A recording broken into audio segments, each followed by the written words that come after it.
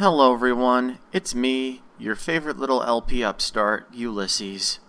But today, I won't be merely playing a video game. Today, I'm going to begin my seminal foray into what really makes the moolah on YouTube. Well, hopefully in my case. I'm going to do my very first topical video analyzing subject matter. That's right, no longer will I just be holding myself behind the controller. My crazy, off-the-cuff commentary on my favorite games will now also come in the more professional format of an episodic, case-by-case exegesis of the bullet points. But before we get to my inaugural topic, I need to set myself apart in this saturated profession. Therefore, I must explain to you, my adoring viewers, how the curious world in which I live works. Now keep in mind, this is only how I see things personally. By no means is this description scientific. In all honesty, it will likely sound incredibly hokey to you, but this is my angle as a critical mind, and you deserve to know what I'm talking about. The universe is defined by information, and information is defined by physical laws. Mostly, scholars are concerned with the formulaic structure and severity of these laws.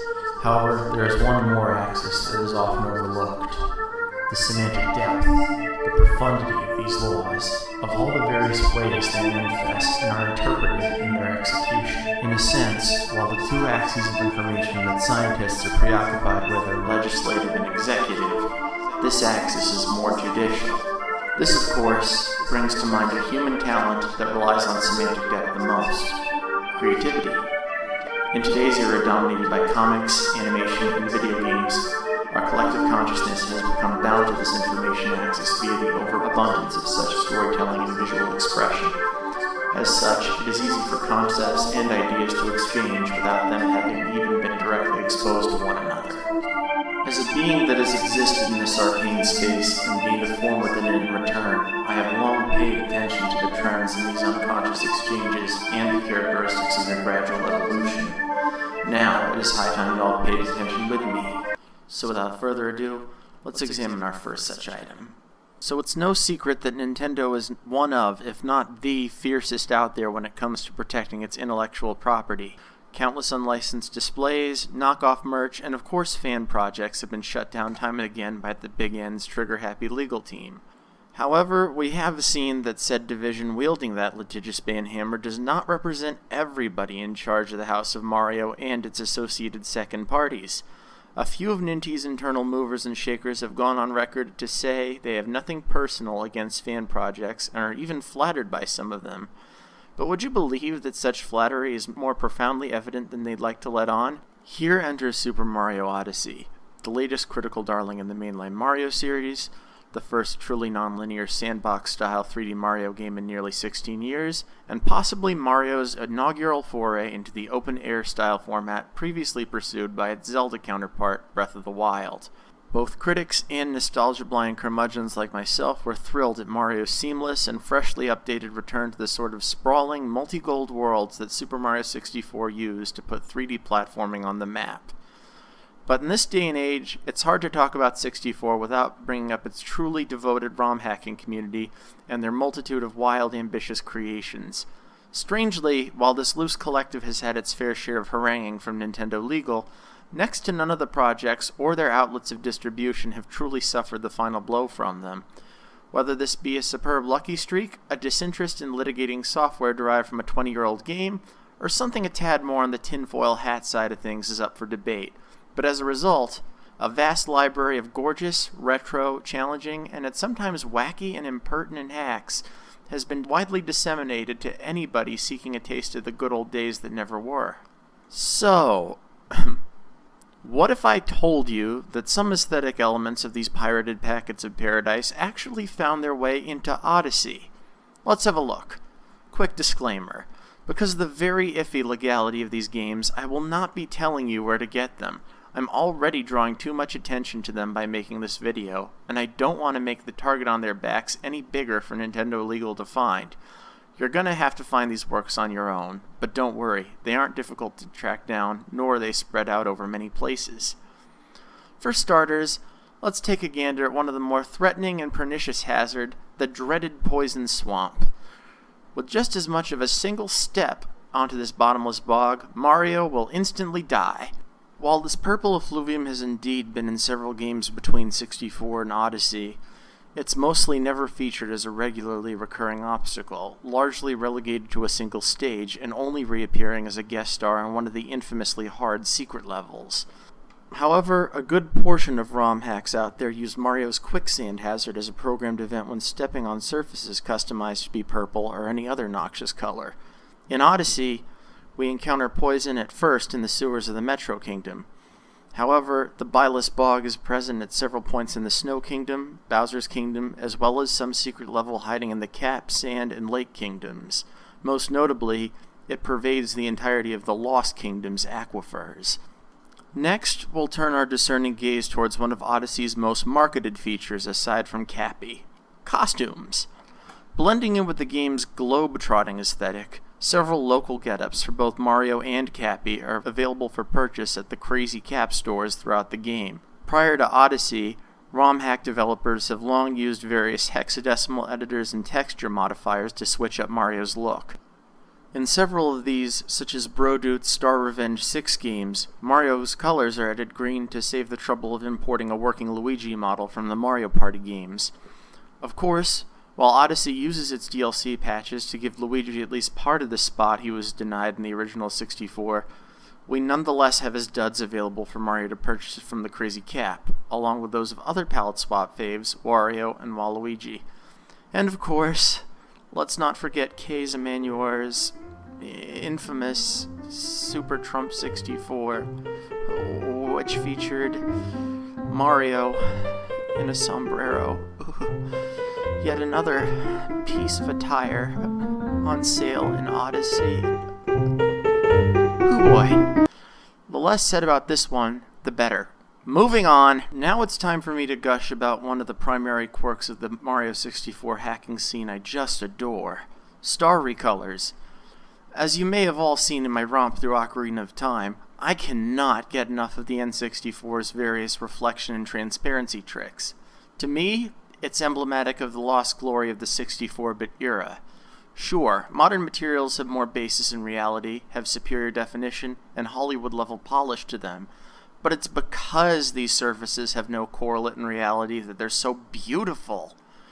But back on topic, among the delicious shine and glitter that can be found on the N64, few such models are more iconic than Mario 64's Power Stars. ROM hackers have capitalized on the radiant sheen of these golden go-pulse MacGuffins and tampered with their texture file in order to recolor them to make their games stand out. We got blues, pinks, greens, rainbows, even a couple zany striped or outlined star recolors. And while Odyssey has almost completely traded the signature stars for the less pointy moons, they have taken notice of the utility in color variation. Each distinct region's moons have their own unique color. The Ocean Kingdom has purple moons, the Metro Kingdom has brown moons, and so on. Clearly, whether by conscious exposure to the hacks or not, Odyssey's dev team has indeed come to appreciate the role that recoloring has to play in making their sparkling trinket objectives stand apart. Although, there is one other thing I noticed about the color scheme of the moons.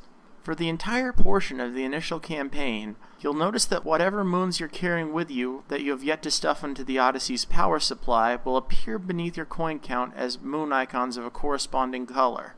However, once you've cleared the endgame in the Moon Kingdom's chapel, the moon icons will now be sort of a pastel rainbow color, no matter what level you're in. Oddly enough, in all three Star Revenge 6 hacks, the red coin sprite is of a similarly multicolored hue, albeit with a lot more orange and purple. It may seem like a trivial thing, but I thought it was worth mentioning nonetheless. But the moons aren't connected to the ROM hacking scene by color alone. No sir. As a matter of fact, they are emblematic of a thematic link between Odyssey and what is possibly the most famous and critically acclaimed Mario 64 ROM hack out there. I'm indeed talking about K's Emanuel's 2015 magnum opus, Last Impact. For those of you uninitiated on the subject, Super Mario 64 Last Impact is an immensely ambitious 130-star hack with a bevy of creative puzzles and obstacles, insane new bosses, and several all-new power-ups. Some that are completely original, and many more sourced from other Mario titles. However, in many ways, Last Impact does not narrate as you would expect a Mario title to, or for that matter, as Nintendo would allow. The game's plot window dressing appears to be semi-lifted from the N64 mega hit Legend of Zelda Majora's Mask, in that the moon is about to crash from the sky. As a result, the hack is uncharacteristically dark and frightening for a Mario game. While Odyssey focuses on a lunar theme in Final Destination as well, it's not in the least horrific. Nonetheless, the moonlit connection between the two is indeed apparent, but it doesn't stop there with Last Impact. As you may recall, the Lake Kingdom in Odyssey is populated by the sparkling-scaled Lock Ladies. In Crystal Caves, World 4 of Last Impact, there is a lake area inhabited by very Zelda-looking mermaid NPCs. Also, as my senpai in game chronicling Gaijin Goomba has pointed out in his Odyssey Culture Shock video, in Bowser's Kingdom, the choice headgear worn by Goombas to protect from your capture ability is the traditional Japanese Jingasa hat. In Last Impact's secret underground depths level, there are Goombas protected by a similar hat made of wood rather than straw that you will have to burn off as Fire Mario. Finally, starting in Odyssey's Luncheon Kingdom, you will encounter lava bubble enemies that you will need to capture to traverse the kingdom's molten hot stew.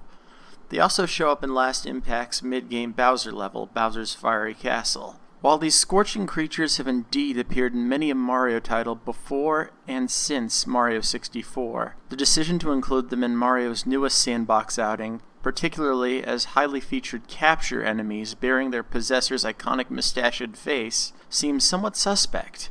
All in all, while these similarities may seem like trifling pareidolia individually, their sum presence indeed appears to be substantial resonance between the two games. But when you stare into the abyss, doesn't it stare back at you? Well, if Last Impact's macabre abyss of a setting was what Odyssey's dev team was staring into, then I can say with certainty that they got an eyeful. For you see, Odyssey did something a bit on the unorthodox side of things when it comes to platformers, aside from their abandonment of a lives-based game over system. In real life, falling from a sufficient height will at least rough you up and at worst, kill you. Mario 64, as well as many of its 3D platformer contemporaries, implemented that hazard in the form of fall damage, an amount of health loss proportional to the height fallen beyond a certain threshold. As software derived from 64's system, Last Impact 2 had initially punished overambitious jumps on the player's part with fall damage. However, the levels in the hack were incredibly grandiose in scale compared to 64, so just as much as a long jump over some of the gentler slopes of the game's geometry would give you a surprise beating.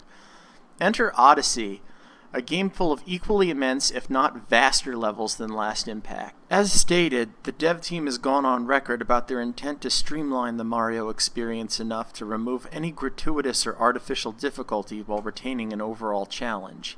As I stated before, one such measure was to completely ditch a live-based game over system in favor of a 10-coin penalty for dying. While this measure made headlines ahead of the game's release, it overshadowed the other big change, a complete elimination of fall damage. In the middle of May, following the release of Odyssey, Last Impact received a quality of life update in the form of version 1.2, and what pesky mechanic was to be axed but the very same fall damage that Odyssey had since given the boot. Mind you, in Odyssey, particularly high falls would stun Mario for a good 3 seconds, while the penalty in Last Impact was completely nil. But in Last Impact's defense, everything else is absurdly hard enough to more than compensate and challenge. Well, that should mostly do it for my commentary on the matter. If you think I'm crazy, if you've seen other media influencing each other, or if you think I have a shot at making it big with this kind of video, let me know in the comments below. Thank you for watching, and don't forget to subscribe to this channel and like my Facebook page on the screen. Thanks for joining me, but before I go, here are some levels in a few different ROM hacks that I found to have cosmetic similarities to some of the locales in Odyssey. See you soon!